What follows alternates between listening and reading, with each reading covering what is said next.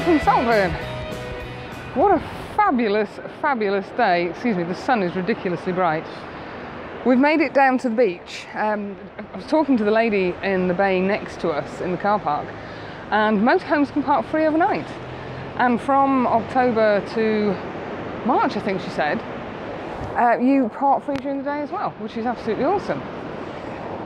The sun has come out and it's so refreshing after a day and a half of bloody rain and drizzle and yuck. So I've had to move away from where I was doing the photos because the tide is coming in, and it's coming in really rapidly, and I could see myself getting cut off, which really isn't the plan.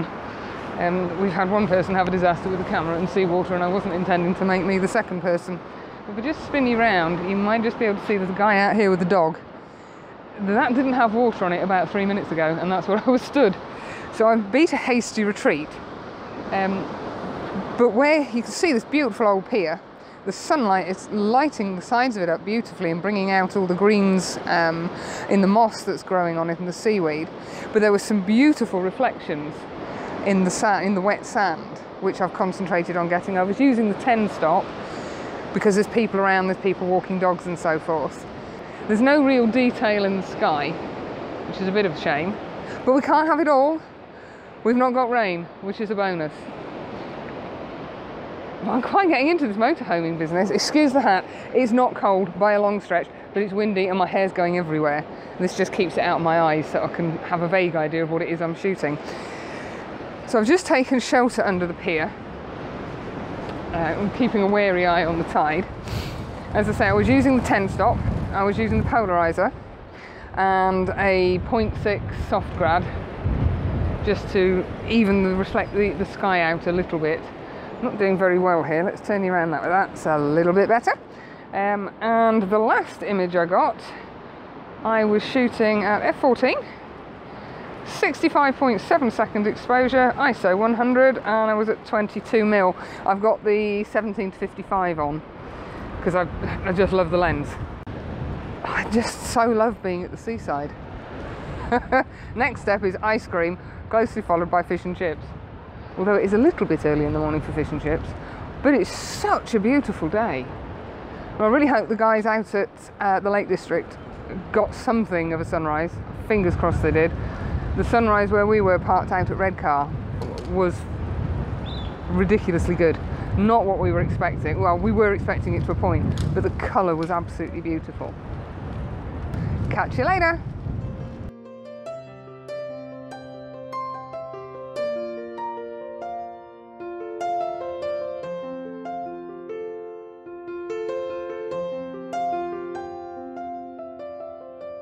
Well, I'm going to be shouting a bit because we have some huge waterfalls in the background and I'm not sure how much you can hear.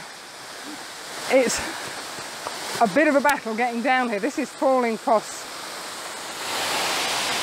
There you go.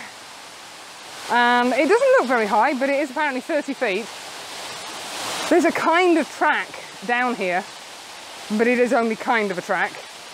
And if you have a look at my boots, there we go. I'm really glad I've got beige coloured walking trousers. But it looks like it's going to be worth the trip down. It's beautiful down here. I'm going to take a couple of shots. I'm going to try and walk further downstream, see if we can find an easier track going up. I really don't think you're meant to be down here, and that's why there's no official pathway.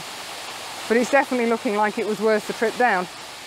There's lovely masses of autumn coloured leaves, and over on this hillside here we've got greenery. But bizarrely enough, there's still not a lot of autumn colour down here, even though we've got silver birch. They're just beginning to go yellow. But it is what it is. We came, we thought we'd have a look. It's worth the trip down. I might end up on my arse going back up, but hey ho. And because the van is such a good size, we came, not being here before, we aimed for the tea rooms, and there's a car park at the bottom, which is absolutely full. Luckily, somebody was just going out. And because it's not quite 6 foot, it fits in one of the spots without causing anybody any grief who's coming in and out of the car park. So it's really good. Another bonus to the van. I'm going to go take some photos and I'll see you in a bit. Bye for now.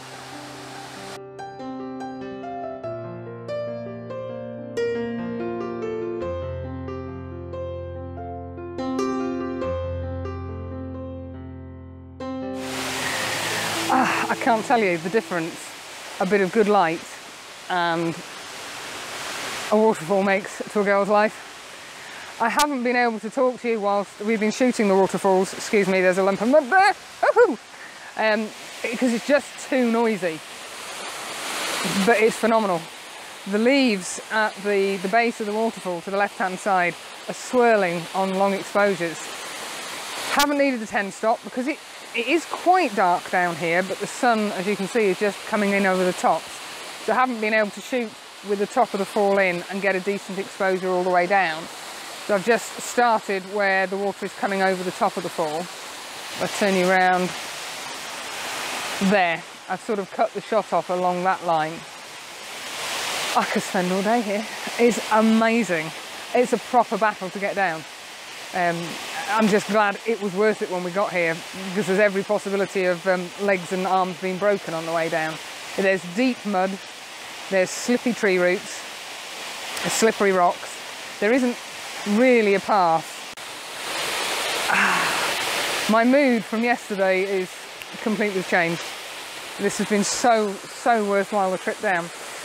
The shots I've been taking, I've been using the polariser just to take the glare off. The only slight issue is the water falling itself is reflected in the water, and even with the polariser turned fully on, it's not possible to lose that white reflection. I'm not complaining, not in any way, shape or form, because it's so wonderful being down here. I've been shooting at f14. Exposure time I've had anywhere from 8 seconds up to 15 seconds. I've had the polariser on. I've had the 0.9 Grad on down to the waterline, and then I've had a 0.6 Grad pushed all the way down. I don't know why, it seemed like a good idea, and it worked. I could have put the 0.6 ND filter on. I didn't think after shoot the Grads could have had them, and it's given a lovely swirl. The autumn coloured leaves look beautiful. Tried a different couple of compositions. As I say, if we had all day to spend down here, there's lots more compositions that you could try. Thank you to Andy, because being the numpty that I am, I left my gorilla pod and my phone holding bracket in the van, in my other bag. But I've managed to borrow Andy's little gorilla pod and phone holder and just do a little time lapse of the water coming down, which should look quite nice.